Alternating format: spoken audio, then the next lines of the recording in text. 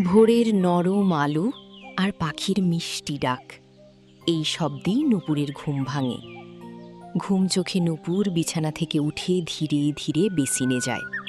ঠান্ডা পানি দিয়ে মুখ ধুয়ে ফ্রেশ হয়ে যায়। তারপর সে বাড়ির উঠোনে যায়।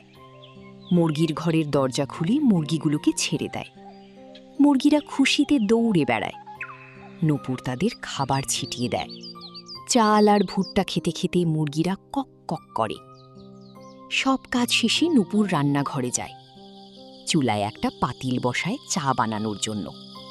প্রথমে পানি দেয়, তারপর চা পাতা দেয়, একটু আদা কুচি আর এলাচ দেয়। ঘ্রাণে ভরে যায় পুরো রান্নাঘর।